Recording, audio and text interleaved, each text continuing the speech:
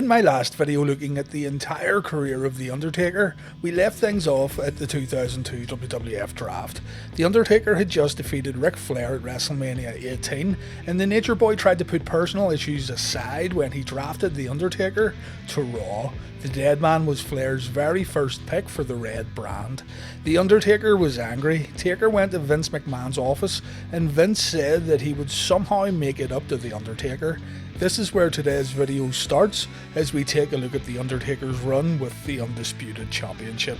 I initially wanted this video to cover Undertaker's run from WrestleMania 18 right up until the 2003 Survivor Series, but I quickly realised that there's a lot of ground to cover here and I didn't want to rush through things. So yeah, hopefully you enjoy this next important chapter in the career of The Undertaker. On the April 1st, 2002 episode of Monday Night Raw, 1 week after the draft, the Nature Boy Ric Flair was scheduled to present Triple H with a new Undisputed Championship belt. The Undertaker interrupts the festivities, telling Ric Flair that the Nature Boy only drafted the Dead Man so he could embarrass him on weekly TV. Taker reminds Flair that he beat him at WrestleMania 18, and Taker also reminds Flair that the American Badass defeated Triple H at WrestleMania 17. You know where this is headed. The Undertaker wants that Undisputed Championship. The Game makes his way to the ring to claim his championship belt, but now the Undertaker was standing in his way. Hunter says that yes, the Undertaker did beat him at WrestleMania, but that was then and this is now. Triple H says that he's the Undisputed Champion, and Hunter bets the Undertaker that the Dead Man can't defeat him again. Taker tells Hunter to put his money where his mouth is, and we have our main event for Backlash, Triple H versus the Undertaker for the Undisputed Championship. The Undertaker took the Undisputed Championship and he placed it on Triple H's shoulder, telling the Game to make sure he holds on to the title until the Backlash pay-per-view. Things wouldn't be this simple though. The Undisputed Champion wasn't tied to a specific brand, meaning guys from Raw and Smackdown could challenge for the title. On the April 4th episode of Smackdown, Vince McMahon started the show off by saying that Ric Flair should not have named The Undertaker as #1 contender. The winner of the first draft pick coin toss was also eligible to name the first #1 contender for the Undisputed Championship. So Vince had the authority to choose a superstar to challenge Triple H. Vince wanted a SmackDown superstar as champion, so later in the evening, Vince announced that Hulk Hogan would challenge the Game at Backlash. Hulk brought back the red and yellow attire later in the evening. The Game and the Hulkster had a great face-to-face confrontation, and it looked like Ric Flair had made a terrible mistake that would do nothing but piss the Undertaker off. The Undertaker comes out the next week on Raw and he threatens to hold the show hostage until he gets answers. Flair gets in the ring and the Nature Boy admits that he made a mistake. Vince McMahon does have the right to name the first #1 contender, and therefore the Triple H vs Undertaker match at Backlash will not happen. Flair says that a Raw superstar will challenge for the title after Backlash, so Taker better calm down or his title opportunity may get thrown out the window. The Undertaker isn't buying it. Taker thinks that Flair has been lying this whole time, trying to get some sort of revenge for WrestleMania 18. Undertaker says nobody deserves to be the #1 contender more than he, and just then, the glass shatters and Steve Austin makes his way to the ring. Stone Cold wants the Undisputed Championship too, and Ric Flair decides to make a #1 contendership match at Backlash. The Undertaker would now face the Texas Rattlesnake. The winner will face either Triple H or Hulk Hogan at the Judgment Day pay-per-view. With Ric Flair serving as the special guest referee, The Undertaker was able to defeat Steve Austin at Backlash. It wasn't without controversy though. Austin's foot was on the bottom rope during the final pinfall, but the Nature Boy didn't see it.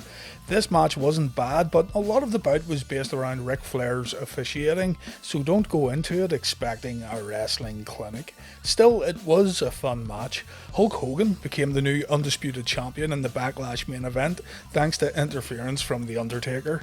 Triple H had the match won, but Undertaker ran down, taking out the ref and delivering a chair shot to the Game. Hogan didn't want The Undertaker's help, but Hollywood still took advantage of the situation, hitting the leg drop to become the new Undisputed Champion. So yeah, we now had our main event for the Judgment Day pay-per-view. The Undertaker would face Hulk Hogan for the Undisputed Championship.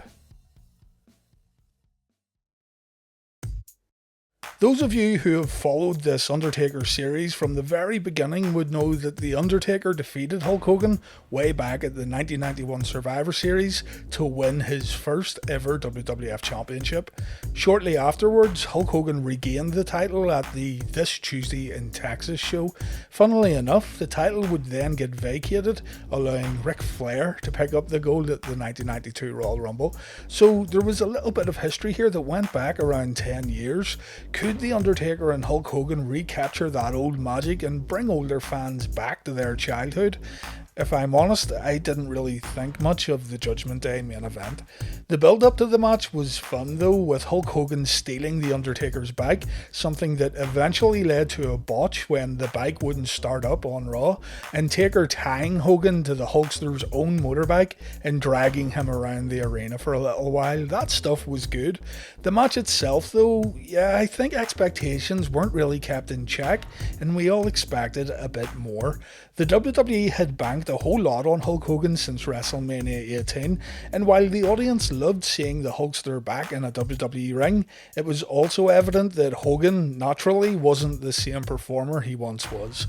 When Hogan didn't have a manic WrestleMania audience, he could fall back on brutality to get through his matches. Street fights and no DQ showdowns worked really well for Hulk Hogan, but when it came to the actual wrestling, Hogan maybe struggled a little bit in a much more athletic and fast-paced WWE.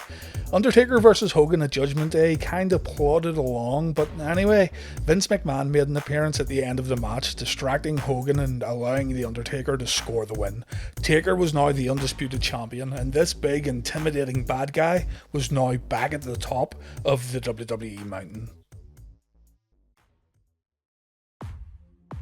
At the very start of Raw the following night, the new WWE Undisputed Champion attacked Rob Van Dam at the beginning of Raw, assaulting Mr. Monday Night as RVD made his way to the ring. Taker grabbed the microphone, going on to say that he should kick off Raw because he was the new champion. RVD stumbled into the ring, Big Evil went to attack Van Dam, but RVD fought back, getting the better of the Undisputed Champion. The Undertaker demanded a match against Rob Van Dam. Ric Flair booked the match, but the Undisputed title would be put on the line.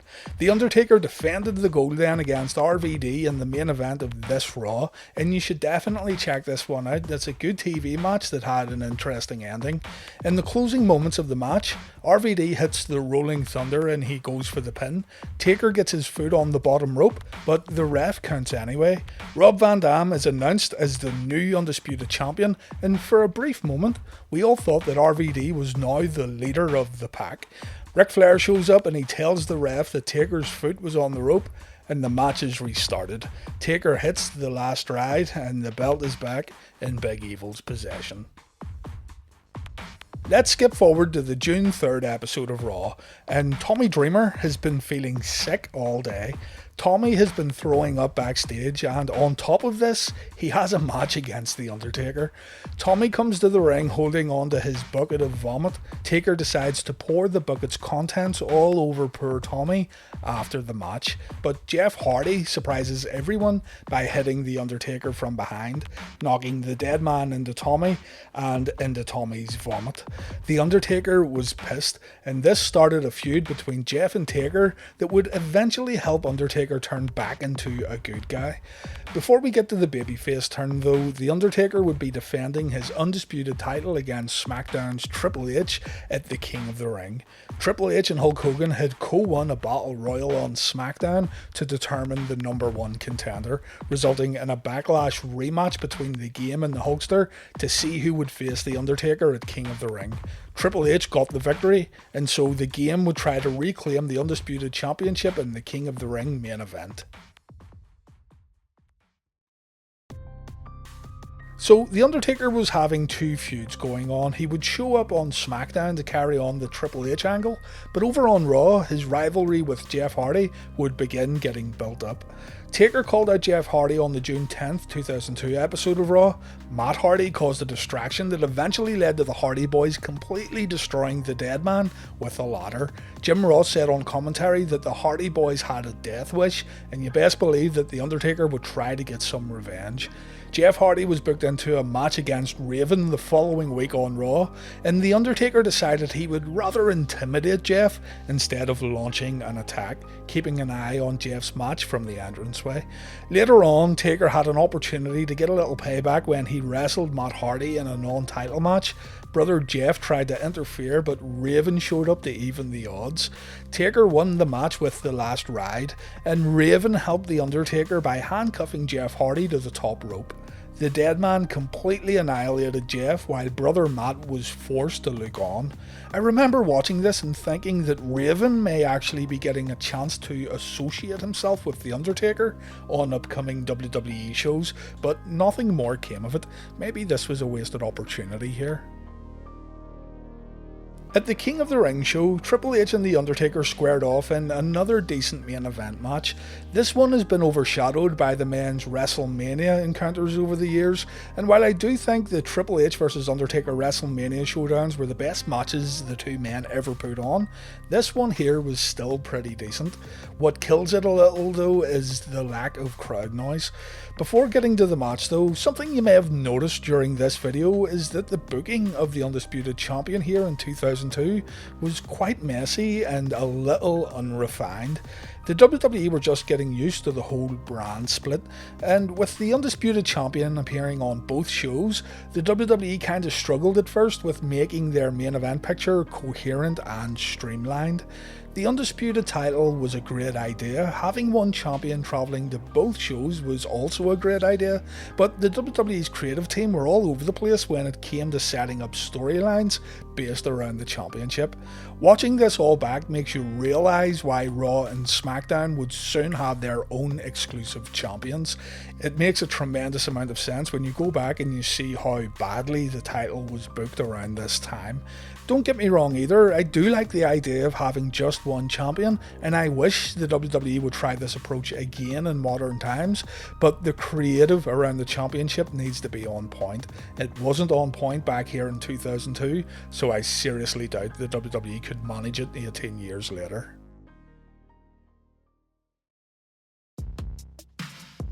Anyway, back to the King of the Ring. Paul Heyman joined Jim Ross and Jerry Lawler for the main event. Paul's client Brock Lesnar won the King of the Ring tournament, which also granted the next big thing a title shot at SummerSlam, and so Paul wanted to get a close look at the Undisputed title match. Our main event here didn't really see anyone get the upper hand. Whenever Triple H took control, The Undertaker was able to methodically slow the game down. Paul Heyman kept pushing Brock Lesnar on the headset, reminding viewers at home that Brock would be taking care of the Undisputed Champion, whoever that may be, at SummerSlam. After a ton of back and forth action, the referee ends up getting wiped out. The Rock makes an appearance, chasing Paul Heyman away from the commentary table as The Rock takes over on the headset. The Undertaker brings a steel chair into the ring, but Triple H is able to defend himself and the match spills to the outside. The Undertaker uses this opportunity to kick Rocky in the head, leading to The Rock fighting back. The Rock goes to hit Undertaker with a steel chair, but The Undertaker ducks out of the way and Triple H gets leveled. Triple H then takes the last ride, but there's no referee. Nick Patrick runs down to make the 3 count, but Triple H kicks out. Rock then jumps into the ring and Undertaker takes a rock bottom. So we now have Triple H, The Undertaker, and 2 referees all laid out in the ring. Triple H gets an arm on The Undertaker, but Big Evil kicks out. Both men manage to pull themselves to their feet. Triple H hits the pedigree, but Earl Hebner is too hurt to make the count. While Triple H was trying to wake up Earl Hebner, Taker hits a low blow. The game gets rolled up and The Undertaker wins the match. Undertaker notices that The Rock is at the entranceway. The Dead Man talks a little smack. Rocky runs down to the ring to deliver the People's Elbow, and the show ends with Triple H hitting the pedigree on The Rock. The Undertaker had survived the match. He was still the Undisputed Champion, but now the People's Champion was coming after the gold. The Rock would eventually get named as the #1 contender, and we would see the Great One taking on The Undertaker at the Vengeance pay-per-view. Hopefully you didn't forget about the Jeff Hardy stuff, because yeah, that picked up again the next night on Raw. Thanks to Vince McMahon wanting the WWF roster to show some ruthless aggression, Jeff got himself a match with Big Evil on Raw, and Hardy got completely destroyed by the Undisputed Champion. Jeff did get in a few offensive moves, but by and large, he was absolutely no match for The Undertaker. Taker delivered the last ride to Hardy, decisively and soundly beating Jeff before riding back up the ramp on his motorbike. Showing he had a tremendous amount of heart, Jeff stopped The Undertaker in his tracks, requesting a ladder match against Big Evil the following week on Raw for the Undisputed Championship. The Undertaker accepted, and so on the July 1st episode of Raw, Jeff Hardy felt he had a real chance in defeating The Undertaker. Taker wasn't known for competing in ladder matches, but Jeff, on the other hand, made a name for himself in bouts that involved climbing ladders, so there was a little intrigue going into this Raw main event. Vince McMahon confirmed that The Undertaker would face The Rock at Vengeance before the match, and Mr. McMahon upset The Undertaker when he said that Big Evil would face Rocky whether he was champion or not. Taker told Vince McMahon to never doubt him. So the match starts off with Jeff outsmarting Taker with speed and agility. Taker gets hit with the ladder and a chair on the outside, but The Undertaker just shrugs it off. Jeff continues to use the ladder to his advantage on the outside, but when things get into the ring, The Undertaker takes control, hitting Jeff with the ladder and sending him back outside. The Undertaker has a clear chance to win the match, but he decides to beat on Jeff Hardy for a little longer. Jeff takes a beating on the outside. The Undertaker throws Hardy back into the ring, and now it's all about punishment. The Undertaker is taking pleasure in destroying Jeff Hardy. Jeff tries to fight back, throwing wild punches at the Undisputed Champion before getting shut down rather quickly. A surprised Undertaker continues the assault afterwards, crushing Hardy in the ladder with a big leg drop. Jeff again buys himself some time when he hits The Undertaker with a whisper in the wind. Hardy hits Taker with a low blow on the outside, and Jeff finds a giant ladder under the ring. Jeff makes the climb. Taker tries to catch Hardy with the last ride, but Jeff reverses with a Hurricane Rana. Again, Taker tries to hit the last ride when Jeff makes the climb, but this time, Jeff is able to hit Taker with a steel chair. Undertaker then gets hit with a wild chair shot to the head before Jeff tries one more time to climb the ladder, but again Taker is there to stop Jeff. Undertaker hits the chokeslam from the top of the ladder and the Phenom grabs the belt. The Undertaker is still our Undisputed Champion. Undertaker notices that Jeff is trying to stand up in the ring, so the last ride is delivered just to send a message. As the Undertaker rides back up the entranceway, Jeff grabs a microphone and he says that he's still standing and the Undertaker hasn't broke Jeff Hardy. Taker marches back into the ring. We think this is the end of Jeff Hardy, but the Undertaker instead raises Jeff's arm. Jeff had earned the Undertaker's respect by not staying down, and the audience gave Jeff and Taker a standing ovation. The Undertaker turned babyface here through this match. It's quite odd that a man could turn into a good guy after completely destroying his opposition in such dominating fashion, but Taker showing mercy to Jeff got the fans back on Undertaker's side. Later that same week on SmackDown, Undertaker defended the Undisputed title against Kurt Angle. Kurt was able to lock in a triangle when Undertaker tried to deliver the last ride. Undertaker topped out, but Kurt's shoulders were pinned to the mat for the 3 count at the very same time. The referees argued for a bit, and the match was eventually ruled as a draw, meaning the Undertaker kept the Undisputed title. It was decided then that Kurt Angle would get added to the Vengeance title match, making the Undisputed title main event a triple threat showdown featuring The Rock, The Undertaker, and the Olympic gold medalist. The Undertaker's Undisputed title run came to an end at Vengeance. The Rock made history on this evening by becoming the first ever 7-time WWE Champion, and he didn't even pin the champion to claim that honour. In the end, it was Kurt Angle who took the Rock bottom, and the Undertaker wasn't quick enough to break up the pin afterwards, and so Taker had lost the championship. There were a lot of fans who were disappointed with the outcome of this match, feeling that The Rock didn't earn the title. Keep in mind that this was The Rock's first pay-per-view match since WrestleMania 18, and of course it was also well known that The Rock wouldn't be hanging around the WWE for much longer that year. He was going to make movies after dropping the title at SummerSlam, but still, that's for another video. While Rocky dropped the belt to Brock Lesnar at SummerSlam, The Undertaker continued to solidify his new babyface status by defeating Test at the very same pay-per-view, waving the American flag for the fans in attendance. And then The Undertaker was moved to Stephanie McMahon's SmackDown brand. This is where I'll end things today. The Undertaker would become synonymous with the SmackDown brand during the Ruthless Aggression era, and this would be the perfect place to start the next Undertaker video. To wrap things up, it's great that The Undertaker is one of the select few that can call themselves a former WWE Undisputed Champion. To me, the introduction of the Undisputed Belt marks a change in the WWE, and while it may not have been a great change, it was still an important and historic evolution of the company. Following SummerSlam, the Undisputed Championship became the WWE Championship when Eric Bischoff handed Triple H the World Heavyweight title on Raw, and so both shows had their own championship belts.